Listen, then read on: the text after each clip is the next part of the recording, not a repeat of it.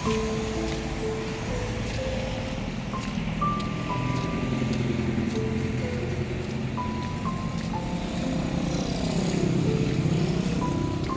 Nay. Kumusta? Anong ginagawa nyo dito, Nay? Ano yan, Nay? Plastic. Dito natin, nakita natin si Nanay, guys. Kawawa naman.